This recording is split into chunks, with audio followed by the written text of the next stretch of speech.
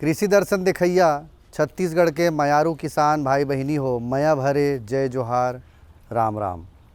संगवारी हो, अभी के स्थिति की यदि हम बात करन तो पूरा विश्व एक महामारी से गुजरत है।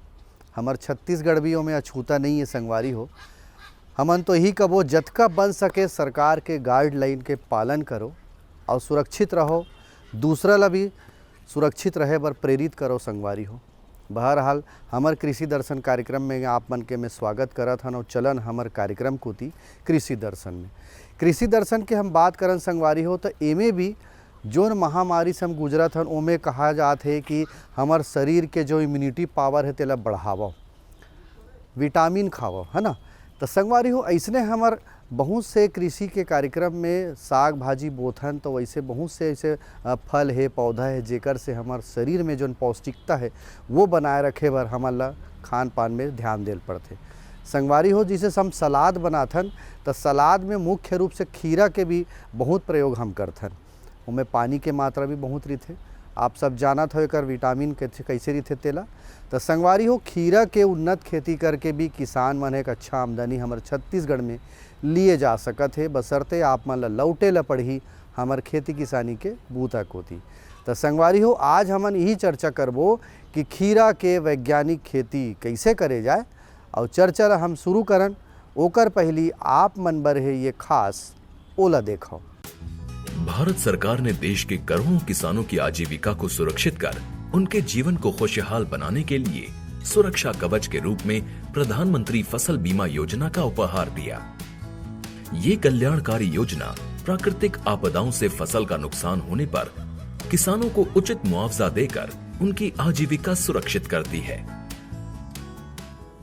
किसान भाइयों और बहनों, आज पूरा देश कोरोना जैसी महामारी के दौर से गुजर रहा है। इस कठिन समय में भी आप बिना रुके, बिना थके लगातार अपने खेतों में पसीना बहा रहे हैं। आपकी कड़ी मेहनत से आज देश अनाज उत्पादन में आत्मनिर्भर हो गया है और आगे भी बना रहेगा, ऐसा मुझे पूरा विश्वास है। किसान भाइयों और बहनों, भारत सरकार ने किसानों के व्यापक हित को ध्यान में रखते हुए एवं प्राकृतिक आपदाओं से फसल की क्षतिपूर्ति हेतु वर्ष 2016 से महत्वाकांक्षी प्रधानमंत्री फसल बीमा योजना आरंभ की थी। सरकार की विकास नीति एवं इस योजना के सफल कार्यान्वयन हेतु हमने समय समय पर इसमें उचित बदलाव भी किए हैं। किसान बहुत ही कम प्रीमियम पर अपनी फसल का बीमा कर सकते हैं, जहां प्रीमियम का शेष हिस्सा भारत सरकार प्रदान करती है और राज्य सरकारें भी इसमें योगदान करती हैं। खरीफ 2020 सीजन से इस योजना से जुड़ना सभी किसानों के लिए स्वैच्छिक कर दिया गया है। आप प्रधानमंत्री फसल बीमा योजना से जुड़ेंगे तो संकट काल में यह योजना आपके लिए वरदान एवं सुरक्षा कवच के रूप में काम करेगी। भाइयों और बहनों, लॉकडाउन के दौरान इस योजना के अंतर्गत लगभग 8,090 करोड़ रुपयों से अधिक के दावों का भुगतान कर दिया गया है। वर्ष 2016 में यह योजना आरंभ हुई थी। इसके बाद 3 वर्षों में किसानों ने प्रीमियम के रूप में लगभग 13,000 करोड़ रुपया जमा किया, लेकिन जब प्राकृतिक आपदाओं के कारण उनकी फसलें बर्बाद हुईं तो उन्हें प्रीमियम से लगभग 4.5 गुनी राशि, लगभग 64,000 करोड़ रुपए मुआवजे के तौर पर प्राप्त हुई। इससे उनकी आजीविका सुरक्षित बनी रही। किसान भाइयों और बहनों, यदि ऋणी किसान बीमा योजना का लाभ उठाना नहीं चाहता तो उसे कट ऑफ तारीख से कम 7 दिन पहले संबंधित बैंक शाखा जिससे उसने फसली ऋण लिया है में अपना आवेदन दाखिल कर देना चाहिए। भारत सरकार ने यह कदम कई कृषक समूहों की मांग और उनकी सलाह पर उठाया है, क्योंकि हम सबका साथ, सबका विकास और सबका विश्वास की नीति पर चलते हैं। इस बदलाव के बावजूद प्रीमियम की हिस्सेदारी में कोई बदलाव नहीं किया गया, वह पहले जैसी ही है, यानी सभी खरीफ फसलों के लिए अधिकतम 2%, सभी रबी फसलों के लिए 1.5% और व्यावसायिक तथा बागवानी फसलों के लिए अधिकतम 5% है। एक अन्य बड़ा बदलाव करते हुए अब बीमा कंपनियों को उनसे संबंधित राज्यों में 3 वर्ष के लिए व्यवसाय आवंटित करने का अधिकार दिया गया है। इससे अब बीमा योजना का लाभ दूर दराज के गांवों तक पहुंचने में मदद मिलेगी और बीमा कंपनियां किसानों की सेवा बेहतर रूप से कर सकेंगी और दावों के निपटान में भी शीघ्रता लाई जा सकेगी। भाइयों और बहनों, हमने ऐसी व्यवस्था की है कि अब प्रीमियम सब्सिडी में राज्यों की हिस्सेदारी और फसल कटाई से संबंधित आंकड़े शीघ्रता से जारी हो जाएं। दावों के शीघ्र भुगतान में यह एक मुख्य बाधा थी जो अब दूर कर दी गई है। अब दावों को लटकाने भटकाने की गुंजाइश नहीं है। हम शीघ्र भुगतान किसान का कल्याण के रास्ते पर आगे बढ़ चले हैं। इसी क्रम में भारत सरकार ने राज्यों और केंद्र शासित प्रदेशों को और अधिकार देकर बीमा योजना को लचीला बना दिया है। अब वे अपनी स्थानीय आवश्यकताओं के अनुसार आपदाओं को शामिल कर सकते हैं। उनके पास आपदाओं को चुनने का विकल्प उपस्थित है। किसान भाइयों और बहनों, मैं आपको विश्वास दिलाना चाहता हूँ, माननीय प्रधानमंत्री जी के नेतृत्व में भारत सरकार आपकी समृद्धि के रास्ते में आने वाली हर बाधा को दूर करने के लिए प्रतिबद्ध है। हमने प्रधानमंत्री फसल बीमा योजना को स्वैच्छिक अवश्य कर दिया है, परंतु अपनी भलाई, अपने कल्याण और अपनी आजीविका की सुरक्षा के लिए इसे आप जरूर अपनाएं।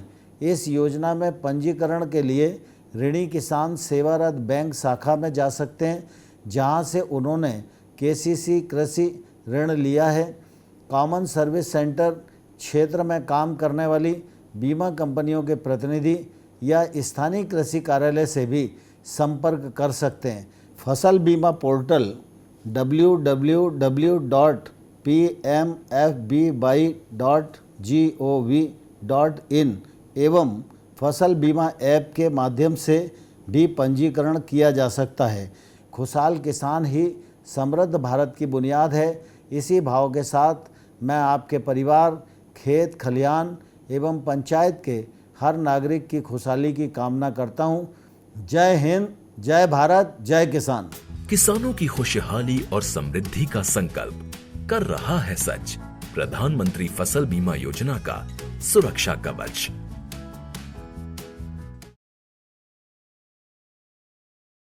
संगवारी हो, संदेश आप मन देखत रहे हो और संदेश के पहली में कहत रहे हो कि खान पान में विशेष हमला ध्यान दे के जरूरत रही थे, खासकर जब नाने नाने लइका है तब और घर में कोनो बुजुर्ग हावे तब। तो संगवारी हो, खीरा के उन्नत खेती कैसे करे जाए ये विषय में हम आज चर्चा करबो। और छत्तीसगढ़ में जोन किसान हैं खीरा के आधुनिक खेती, वैज्ञानिक खेती करत है, ओकर अनुभव ला पहली आप मन ला मैं दिखाना चाहता हूँ। ओकर गोड़ बात ला आप मन सुनाओ। ओकर मयारू नाम है अतीश चंद्राकर जी, गाँव मुजगहन के हरे वो है और वो खीरा के खेती करत है। तो कैसे कैसे खीरा के खेती करथे, का बात के ध्यान रखथे, कतेक सावधानी रखथे, कतेक लाभ लेथे, आओ सुनथन ओकर अनुभव, ओकरे गोठ, ओकरे जुबानी। अतीश चंद्राकर। यहाँ का जो क्लाइमेट है छत्तीसगढ़ वार्म एंड ह्यूमिडिटी, आर्द्रता और गर्म मौसम है, जो कि धान के लिए सबसे सेटेबल आपका जलवायु हो। और यहाँ पर इसी जलवायु के कारण धान की 2 फसलें आप लोग लेते हैं, एक खरीफ और रबी। खरीफ में और रबी में दोनों में उत्पादन डिफरेंट रहता है, क्योंकि खरीफ में क्या होता है कि फोटो पीरियड काल जो होता है वो कम होता है और रबी में अधिक होता है। तो किसान भाइयों को रबी में अधिक उत्पादन मिलता है खरीफ की अपेक्षा धान में। और मैं बेसिकली जो बोलना चाहता हूँ यहाँ के लैंड प्रिपरेशन और सॉइल की फर्टिलिटी, उर्वरा के बारे में बोलना चाहता हूँ, कैसे किसान भाई लोग खेत की उर्वरा शक्ति को मेंटेन रखें। देखिए, सबसे महत्वपूर्ण होता है मिट्टी का ऑर्गेनिक कार्बन। ऑर्गेनिक कार्बन जो होता है जिसे बोलते हैं ओसी। आप लोग जब मिट्टी टेस्ट कराएंगे तो उसमें लिखा रहता है ओसी। ओसी पर निर्भर करता है मिट्टी का पूरी लाइफ साइकिल। जिस प्रकार हमारे बॉडी में हीमोग्लोबिन पर निर्भर करता है मेरा बॉडी का पूरी स्ट्रक्चर, उसी प्रकार सॉइल का ऑर्गेनिक कार्बन। तो ऑर्गेनिक कार्बन होता क्या है, क्या रेंज होना चाहिए मिट्टी में। ऑर्गेनिक कार्बन जो होता है आपका 0.5 से कम है तो लो है, 0.5 से 0.75 है तो मीडियम है, एवं 0.75 से ऊपर 1 तो ऑर्गेनिक कार्बन है। तो मिट्टी की उर्वरा शक्ति बहुत ही अच्छा है। तो हम आज क्या है कि लगातार रासायनिक खाद का उपयोग करते करते क्या है मिट्टी का उर्वरा शक्ति क्या है दिन पर दिन डाउन होता चला जा रहा है। किसान भाई इस चीज़ को नहीं समझ रहे हैं, मार्केट से लाते हैं यूरिया DAP पोटाश सीधे डाल देते हैं, मगर मिट्टी की उर्वरा शक्ति को बरकरार करने के लिए कोई चीज़ ध्यान नहीं दे रहे हैं। तो मिट्टी की उर्वरा शक्ति को बरकरार रखने के लिए मैं यही कहूँगा किसान भाई को कि अपने घर में जो कंपोस्ट खाद पड़ा हुआ है, गोबर की खाद जो पड़ा हुआ, उसको खेत में डालें, खेत में डालें। गोबर की खाद को एक चीज़ विशेष रूप से ध्यान दें कि बारिश से पहले डालें। अगर जून में बारिश हो जाता है, अगर गोबर की खाद में एक बारिश लग जाता है तो उसमें का जो नाइट्रोजन होता है वो नाइट्रोजन ख़त्म हो जाता है, सिर्फ इसमें फास्फोरस और पोटाश ही रह जाता है। तो इसको बारिश से पहले डालें। और कंपोस्ट खाद और घुरवा खाद, जिसे यहाँ के लोग बोलते हैं घुरवा खाद बोलते हैं, घुरवा खाद हो गया, उसको खेत में मिलाएं। भाई देखिए, मिट्टी की उर्वरा शक्ति को मेंटेन करने के लिए जैसे हम ये सब चीज़ नहीं डालेंगे तो क्या होगा, मिट्टी रासायनिक खाद देते थे क्या उसका pH दिन पर दिन डाउन होता चला जा रहा है। तो डाउन होता चला जाएगा तो हम क्या, जहाँ हम लोग 50 किलो खाद दे रहे थे, आज वहाँ हम लोग 100 किलो दे रहे हैं DAP यूरिया, तब हमको उत्पादन मिल रहा है। वो उत्पादन को 50 किलो से ही अगर मेंटेन करना होगा हमको, तो गोबर की खाद, कंपोस्ट खाद, हरी खाद तो मैं छत्तीसगढ़ में नहीं देखा, कोई किसान भाई लोग नहीं बनाते हैं हरी खाद जैसे हो गया सनई, हो गया ढैचा, इसको जरूर रूप से मिले। और उद्यान विभाग से कोऑपरेटिव पे मुफ्त में मिलता है, इसको किसान भाई लोग पूरा ध्यान ही नहीं देते हैं। इसको डालें और खेत में डालने के बाद रोपाई के 10 से 10 दिन पहले उसको रोटावेटर या कल्टीवेशन से उसको खेत में मिला दें। क्या होता है, वो जो सड़ने के बाद क्या होता है, इसमें कार्बन जो भी हम देते हैं, ये सब कंपोस्ट खाद, गोबर खाद, वो नाइट्रोजन के लिए नहीं देते हैं, वो देते हैं ऑर्गेनिक कार्बन। ऑर्गेनिक कार्बन जितने ही खेत में बढ़ेगा उतने ही नाइट्रोजन की मात्रा बढ़ेगा, जिससे क्या है, मिट्टी की लाइफ साइकिल पूरी निर्भर होता है उसी ऑर्गेनिक कार्बन पर ही। तो मेरा किसान भाइयों से यही रिक्वेस्ट है कि वो ऑर्गेनिक कार्बन को मेंटेन करें। संगवारी हो, अब बात आते कि हमार वैज्ञानिक विधि से हम लोग खेती करना है, तब कोनो वैज्ञानिक हा, कोनो विशेषज्ञ आप मन ला बताए वो बात ला जेला आप मन धरव। तो संगवारी हो, धरसीवा विकास खंड के वरिष्ठ उद्यान विकास अधिकारी हमर तीर पायल साव मैडम है, ओकर से आप मन ढाले पहली सवाल में यही करना चाहता हूँ कि खीरा के खेती बर हमार छत्तीसगढ़ के जलवायु कैसे है, यहाँ ज़मीन कैसे होना चाहिए और ज़मीन के तैयारी हम कैसे करन। और ख़ास बात संगवारी हो, का माटी के जांच करायल पड़ही काबर कि खीरा तो हर कोई लगावे नहीं, दूसर फसल लगा है, तो दूसर फसल लगाए के बाद यदि हम लोग खीरा लगाना है तो माटी के जांच जरूरी है का।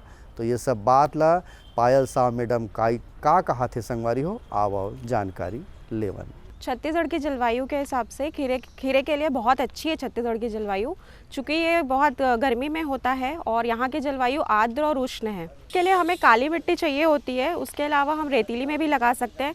मिट्टी ऐसी होनी चाहिए जहाँ पे पानी का रुकाव ना हो, क्योंकि पानी का रुकाव होगा तो इसमें रॉटिंग होने की संभावना ज़्यादा होगी। खीरे की खेती के लिए ज़मीन की तैयारी के लिए हम सबसे पहले ज़मीन को प्लाउइंग करेंगे, या आप बोल सकते हैं जो गाँव में हल चलाया जाता है वो करेंगे हम सबसे पहले। उससे क्या होता है कि धूप में अगर मिट्टी पलट जाती है तो उसमें कीड़े या फिर बीमारी लगने की संभावना कम हो जाती है। तो सबसे पहले हम 2 से 3 बार जुताई करेंगे। खेत की जुताई होने के बाद खीरा जैसे आप यहाँ पर देख रहे हैं कि वो रिज में लगे हुए हैं, रिज मतलब मेड़, तो हम सबसे पहले मेड़ बनाएंगे। मेड़ के लिए हम उसकी दूरी तय करेंगे, हम 1 से 1 मीटर की दूरी में मेड़ लगाएंगे। मेड़ लगाने के बाद मेड़ हम जब बनाएंगे, मेड़ बनाने के बाद हम उसमें खीरे की बुआई के लिए उसमें बीज डालेंगे। चूँकि आप यहाँ पे देख रहे हैं कि मल्चिंग लगी हुई है, मल्चिंग लगाने से ये होता है कि हमें निंदाई के लिए लेबर कम लगते हैं और पानी का जो एक्स्ट्रा जो वेस्ट होता है वो भी कम होता है। तो हम उस पर पहले मल्चिंग लगाते हैं। मल्चिंग लगाने के बाद हम उस पर छेद करते हैं। छेद इस तरीके से किया जाता है कि हमें जो दूरी चाहिए खीरे की खेती के लिए हम उस हिसाब से दूरी तय करते हैं। इसमें 45x45 मतलब 45x45 के हिसाब से हम छेद करते हैं। उसके बाद उसमें हम खीरे के बीज को डाल देते हैं। खीरे के इस तरीके से होने के बाद हमें पता है कि खीरे एक नार वाली फसल है, तो हम उसके लिए यहाँ पे गांव में उसे ढेकरा बोला जाता है और इंग्लिश में उसे स्टेकिंग बोला जाता है। तो हम वहाँ पे ढेकरा गड़ा देते हैं, जिससे कि जो खीरे की जो नार है वो उस पर चढ़ जाती है। तो सबसे पहले ज़मीन जब हम तैयार करेंगे तो इन सब चीज़ों को ध्यान रखते हुए ज़मीन का जो प्रिपरेशन है या तैयारी है वो किया जाता है। उसके बाद हम उसमें जो खाद है वो जब हम ज़मीन की तैयारी करते हैं तभी हम उसमें खाद मिला देते हैं। चूँकि आजकल सब केमिकल या फिर बोल सकते हैं आपकी रासायनिक खाद की तरफ जा रहे हैं। गांव में आजकल जो गोबर खाद है वो कम मिलता है, लेकिन फिर भी हम कोशिश करेंगे कि गोबर खाद या वर्मी कंपोस्ट जिसे बोला जाता है, तो जब ज़मीन की तैयारी कर रहे हैं तब उस टाइम पे आप इसमें गोबर खाद मिला लें। 10 से 15 टन आपको लगता है 1 हेक्टेयर के लिए, मतलब 2.5 एकड़ के लिए। तो आप जब उसको उसमें मिला देते हैं उसके बाद आप मेड़ बनाते हैं। मेड़ बनाने के बाद आप उसमें मल्चिंग बिछाते हैं। मल्चिंग बिछाने के बाद उसमें जो बीज है उसका रोपण किया जाता है। इस तरीके से ज़मीन की पूरी तैयारी की जाती है। अब बात आते संगवारी हो कि उन्नत किस्म के खीरा के बीज और बीज के बोआई हमला कैसे करना है माटी की तैयारी के बाद। तो बीज के बोआई में का बीजोपचार भी हमला करे पड़ते, ये सब बात के जानकारी आप मन देवत है पायल साव। का कहा थे संगवारी हो आप मन देखो। खीरे के बीज को लगाने के लिए हम सबसे पहले खीरे के बीज का उपचार करेंगे। उपचार का मतलब ये है कि हमें आगे जाके उस पर ज़्यादा इंसेक्टिसाइड या फिर पेस्टिसाइड ना डालना पड़े, तो उसके पहले ही हम उसकी रोकथाम के लिए उसका उपचार कर देते हैं। उसके लिए हम उसमें बहुत सारे यहाँ पे बायो केमिकल्स हैं जिसका आप यूज़ करके उसे उपचार करते हैं। तो हम उसमें थायरम है 1 ग्राम 2 प्रति लीटर के हिसाब से हम उसका घोल बनाएंगे और उस पर हम बीज को रखेंगे। बीज को उसमें उपचार करने के बाद हम बीज को सुखा देंगे। सुखाने के बाद हम उसको 45 × 45 मीटर की दूरी पे हम उसे लगाएंगे बीज को। जल प्रबंधन के हम बात करन तो जल प्रबंधन खीरा के खेती में कैसे होना चाहिए संगवारी हो। आओ साव मैडम का कहा थे आप मन देखा महू देखा था। खीरे में हम जल प्रबंधन, आप चूँकि जानते हैं कि खीरा हम गर्मी में ज़्यादा खाते हैं और ये गर्मी की फसल है। खीरे आप वैसे साल में 2 बार लगा सकते हैं। छत्तीसगढ़ की जलवायु के हिसाब से इसे हम जून जुलाई में भी लगाते हैं और एक जो फसल होती है हम जनवरी में लगाते हैं। तो जो जनवरी की फसल है वो हमें गर्मी तक के मिलती है, चूँकि ये 3 महीने की फसल है। तो जब अगर हम इसे बरसात में लगाते हैं तो इसमें हमें पानी का प्रबंधन कम करना पड़ता है। चूँकि हमें जलवायु उस समय पानी का ही होता है, पानी गिरता रहता है, तो हमें उसका प्रबंधन कम करना पड़ता है। लेकिन अगर आपको लग रहा है कि मिट्टी अगर फट रही है बरसात के दिनों में और अगर आपको मिट्टी फटते दिखे तो आप समझ जाइए कि उसे पानी की आवश्यकता है और फिर हमें उसको पानी देना पड़ेगा। और अगर आप जनवरी में लगाते हैं तो जनवरी के बाद आपको पता है कि वो गर्मी का समय है। गर्मी के समय पे पानी की बहुत अति आवश्यकता होती है इस फसल को। तो हम उस समय करेंगे कि जब आपका फसल लगा है उस दिन आपको देना है, जिस दिन आपने बीज बोआई की है उसके जस्ट 3 दिन बाद आपको फिर से उसमें पानी देना है। उसके बाद हर हफ्ते में उसे 2 बार पानी की आवश्यकता रहेगी। और अगर आपको लग रहा है कि आप मिट्टी देख सकते हैं, मिट्टी अगर आप देख रहे हैं उसमें लग रहा है आपको कि उसमें नमी है, तो आप पानी मत दीजिए, क्योंकि ज़्यादा पानी भी इसके लिए हानिकारक है। और अगर आपको लग रहा है कि मिट्टी सूख गई है तो आप उसमें आवश्यकता अनुसार पानी दे सकते हैं। संगवारी हो विराम लेथन। अब ये विराम में आप मन दूरदर्शन में बने रहो। ये विराम में आप मन पर कुछ खास है ओला देखो।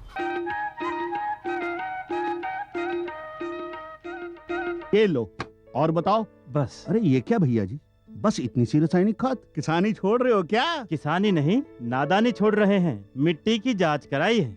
अब तो लालाजी जितनी जरूरत है उतने ही उर्वरक खेत में डालेंगे। हाँ, किसान भाई आज ही अपने जिले की नजदीकी भूमि परीक्षण प्रयोगशाला में मिट्टी की जांच जरूर करवाएं और मिट्टी में पोषक तत्व, नमी व पौधे के विकास को देखते हुए केवल जरूरत के अनुसार ही पोषक तत्व डालें। और हाँ, मिट्टी में गंधक, जस्ता, बोरोन जैसे सूक्ष्म पोषक तत्वों का पता लगाना भी न भूलें। उर्वरक और जैविक खाद के सही उपयोग से भूमि का उपजाऊपन बनाए रखें, उत्पादकता बढ़ाएं, खर्चा घटाएं और बहुमूल्य विदेशी मुद्रा बचाने में भी सहयोग दें। और हाँ, धीमी गति से नाइट्रोजन उपलब्ध कराने वाले उर्वरकों जैसे नीम लेपित यूरिया को प्राथमिकता दें और यूरिया का पत्तों पर छिड़काव करें। अरे वाह, तू तो सचमुच समझदार हो गया रे। अधिक जानकारी के लिए संपर्क करें जिला कृषि अधिकारी या किसान कॉल सेंटर। हर जोखिम से निकल कर फसल आए, सुरक्षित हो जाए। फसल बीमा से हर किसान अब आत्मनिर्भर हो जाए। अब सूखा पड़े या बाढ़ आ जाए कोई डर नहीं। अब ओले पड़े या कीट पतंगे फसल खा जाए कोई फिक्र नहीं। अब कैसी भी आपदा हमारी फसल पे आ जाए क्षति होने पर हमारे दावों का उचित भुगतान मिलता है, क्योंकि हमने लिया है प्रधानमंत्री फसल बीमा। बुआई से फसल कटाई तक हर जोखिम का दावा, न्यूनतम प्रीमियम पर अधिकतम भुगतान का वादा। योजना से हर साल जुड़ रहे हैं 5 करोड़ से ज्यादा किसान। अब आपकी है बारी। नजदीकी कृषि कार्यालय, सहकारी समिति, बैंक शाखा, अधिकृत बीमा कंपनी या जन सेवा केंद्र में स्वेच्छा से करा सकते हैं पंजीकरण। फसल बीमा पोर्टल या फसल बीमा ऐप द्वारा भी किया जा सकता है पंजीकरण। प्रधानमंत्री फसल बीमा योजना, आपकी फसलों का संपूर्ण सुरक्षा कवच। कृषि एवं किसान कल्याण मंत्रालय, भारत सरकार।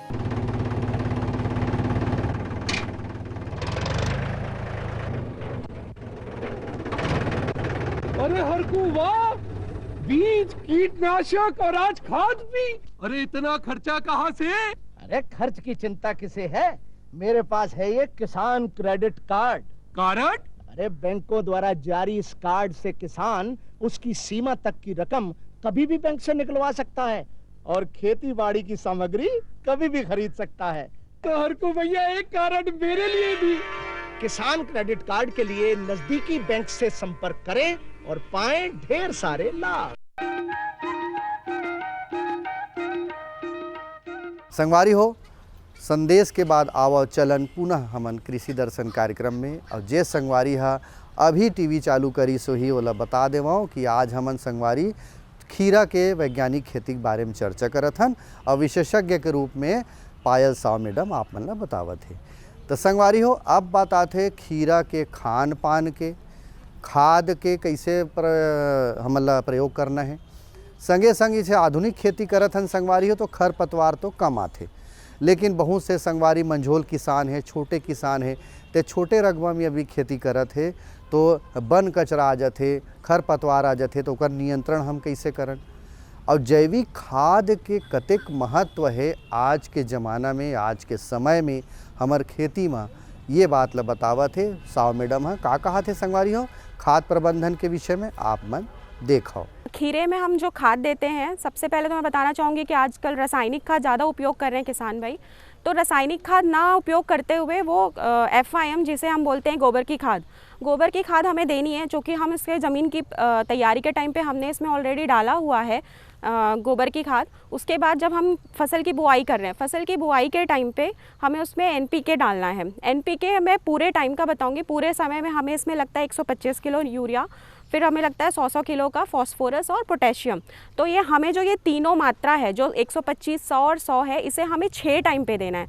तो 6 टाइम का मतलब ये है कि आपने जब बुआई की तब आपको देना है, उसके बाद उसके 20 दिन बाद आपको फिर से उसमें अप्लाई करना है जो फर्टिलाइज़र है।